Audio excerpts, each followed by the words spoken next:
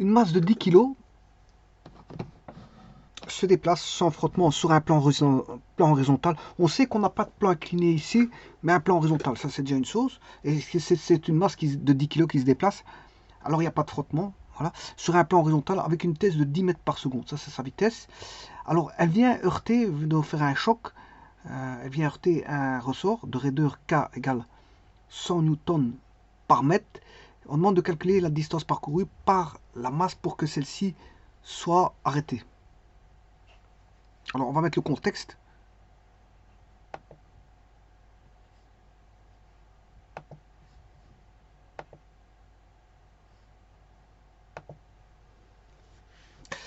Donc on a une masse qui pèse 10 kg.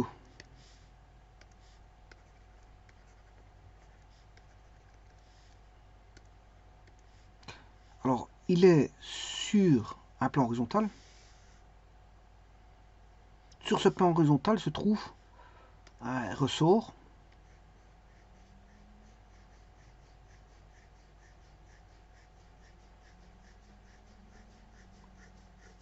Voilà. Voilà, c'est le ressort. Hein. Bien sûr, il y a probablement une butée. On va mettre une butée.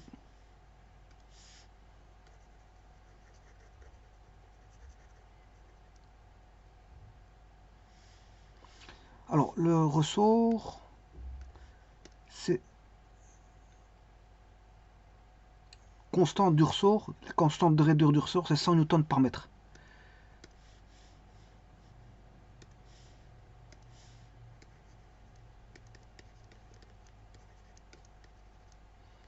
Newton par mètre. Alors la vitesse du bloc,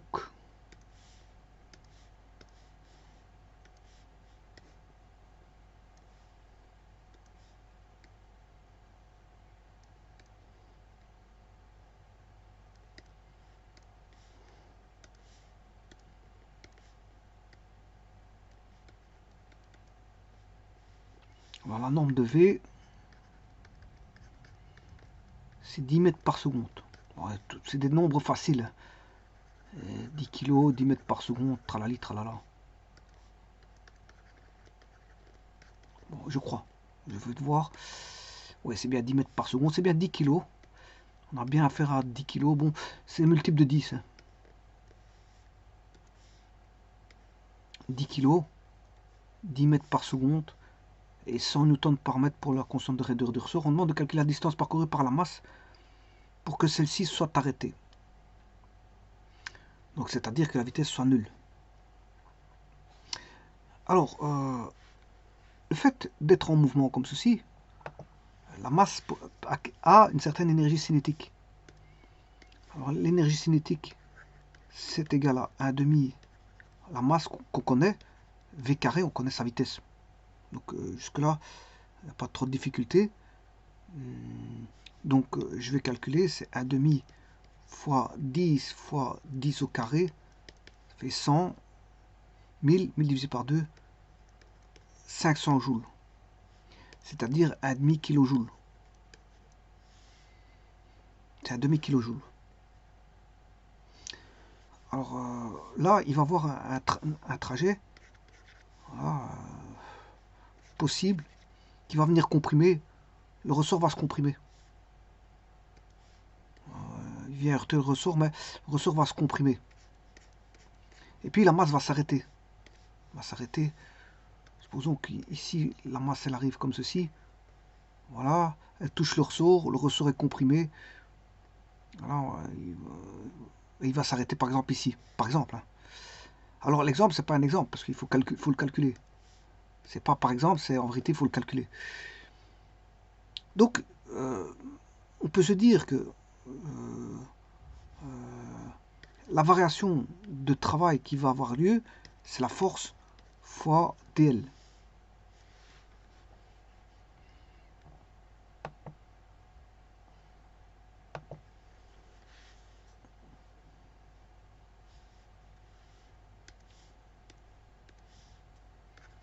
Travail, la variation de travail est égale à la force fois dl. Alors tout est projeté sur un axe qui est horizontal. Donc c'est un repère indé. Je mets un repère indé. Avec une origine, une base, et voilà. Et donc ici, c'est F fois dl. Donc le travail W est égal à l'intégrale de F fois dl. Alors la force qu'on va avoir, c'est quelle force? C'est la force active au niveau du, comment on appelle ça, du ressort. Voilà, on a une force de compression. Une force de compression, voilà, qui va induire une force de rappel. C'est une force de compression qui va induire une force de rappel. Force de rappel du ressort. Donc il va être comprimé. Et le fait de se comprimer, on aura, voilà, le fait de se comprimer, ben, on va avoir une énergie potentielle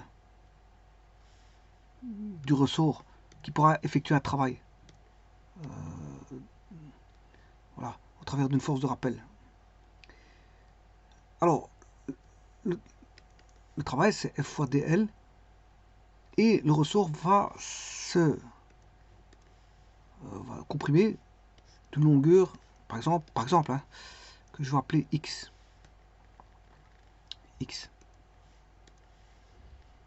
Donc, on aura intégrale de kx dx. Voilà, kx dx. Alors ça fait k étant une constante, la constante de raideur du ressort. X dx, c'est x carré sur 2. Kx carré sur 2. Voilà.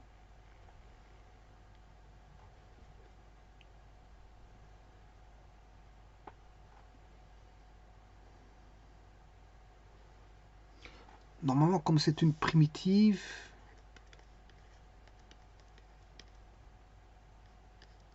il faut une constante, à une constante près.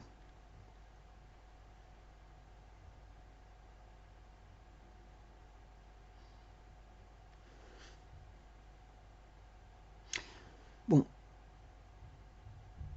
Alors, on sait que 500 joules, on a un demi kilojoule.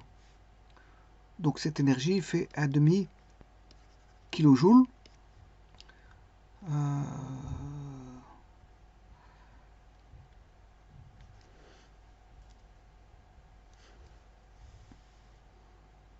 Et le K, il est connu. Hein. Le K est connu. Donc le K, c'est la constante de raideur du ressort qui vaut 100 newtons par mètre. Donc on a 100 newtons par mètre fois x carré sur 2 doit faire 500 joules. Donc x carré est égal à 1000 divisé par 100. Je peux tirer x égale racine carrée de 10. Bon, il y a plus et moins. Bien sûr, je vais prendre le plus. Donc ça fait machine.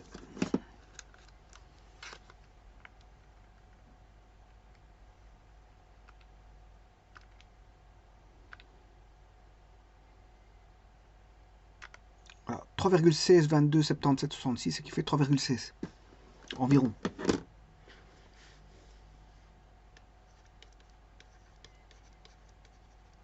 Voilà.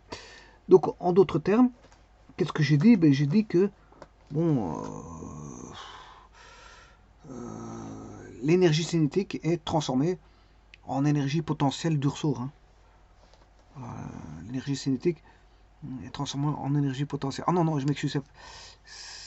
Je peux le faire par ça, Là, je l'ai fait avec les travaux. Oui, je m'excuse, je l'ai fait avec les travaux. Mais j'aurais pu faire aussi par un demi mv carré est égal à kx carré sur 2.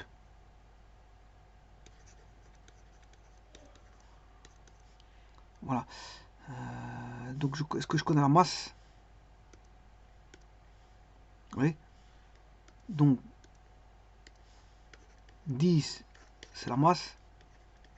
V carré, c'est 100, parce que la vitesse fait 10, 10 fois 10, 100.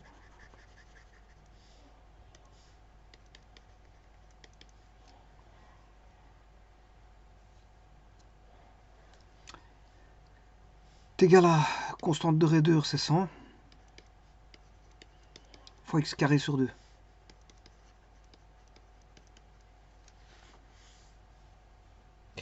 Voilà, ce qui veut dire qu'on a on peut obtenir le même résultat. Et là on a transformé toute l'énergie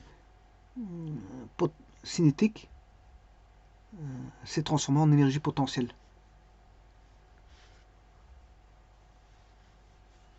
Et donc je peux trouver le x.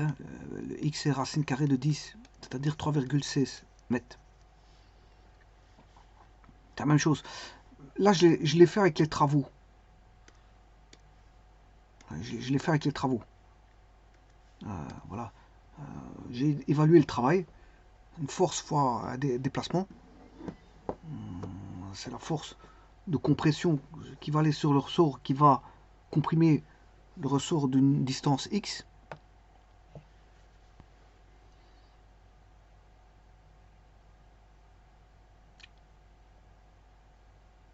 Alors, le C ici, c'est 0. Hein.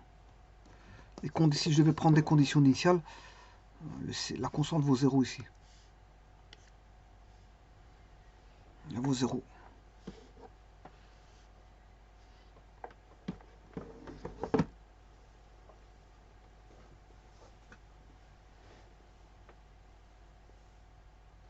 Parce qu'il n'y a pas une énergie avant.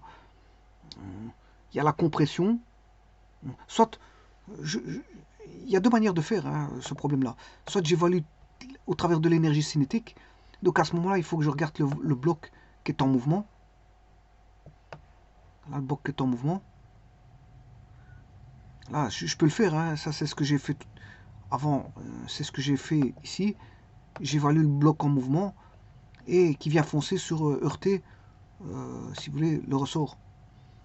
Et donc kx carré sur 2, qui est l'énergie potentielle du ressort, ben, est égal à... Voilà, il y a une transformation d'énergie cinétique en énergie potentielle du ressort. Voilà, voilà. Donc et là, il y a l'égalité. Toute l'énergie cinétique est transformée.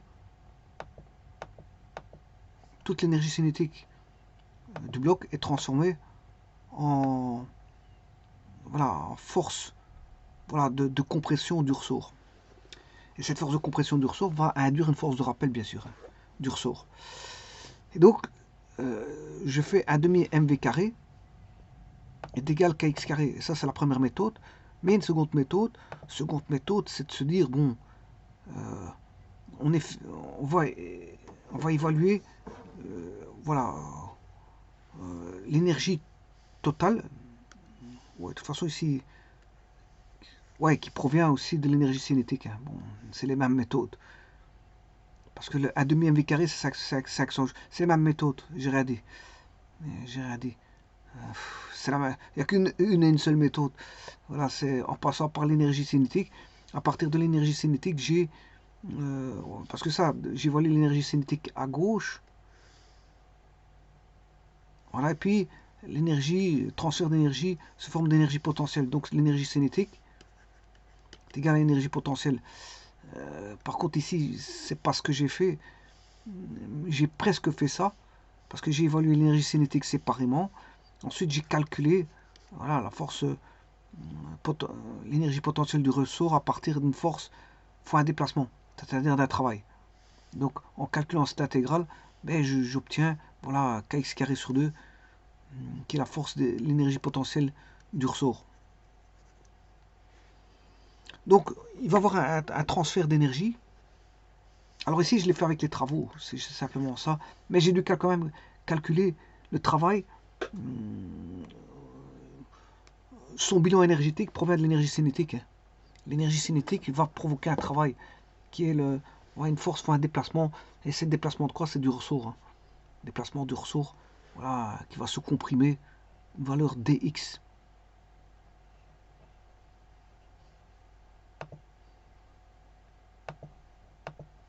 Voilà, une valeur dx.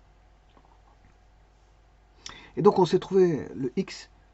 Voilà. Bien sûr c'est une somme de dx puisque c'est une intégrale. Mais en fait on cherche x. Voilà. Et le x je l'ai en calculant l'intégrale qui vaut kx carré sur 2.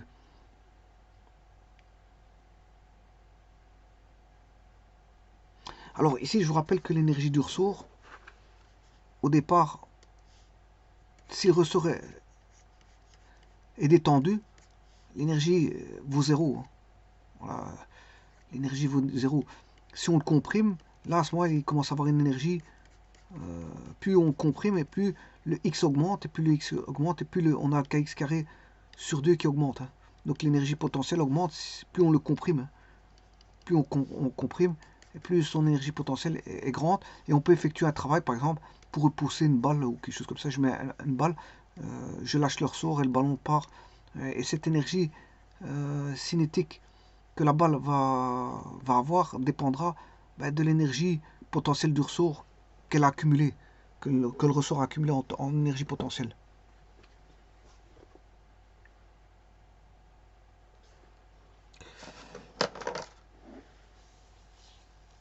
Et donc, plus le X est comprimé, et plus l'énergie potentielle du ressort est important. Et donc, elle va induire une force de rappel beaucoup plus grande que si plus le ressort est comprimé, plus la force de rappel sera importante. Parce qu'elle acquiert de l'énergie potentielle si vous comprimez d'autant plus. Puisque ça dépend du X. Et le X, l'énergie potentielle du ressort, c'est kx carré sur 2. Donc si X est grand, kx carré sur 2 est grand. Et je rappelle que K est une constante. Hein. C'est la constante de raideur du ressort. Un ressort n'est pas l'autre. Il y a des gros ressorts, des petits ressorts, des moyens ressorts. Un ressort de voiture n'est pas un ressort d'un bic. Voilà. Et vous voyez qu'ici, la réponse est quand même 3 mètres. Hein. Parce qu'ici, la constante de raideur du ressort, c'est 100 newtons par mètre. Et on obtient bien, je veux dire, à 3 mètres. Il va se comprimer de 3 mètres. Il va se comprimer. Donc il faut laisser une distance possible de compression. Il faut faire les calculs pour voir, pour prendre un ressort où la distance de compression va être, que le ressort est grand. Hein. Parce que 3 mètres c'est beaucoup. Hein. 3 mètres c'est beaucoup. Voilà, c'est un grand système ça. Hein. Voilà. Je vous remercie.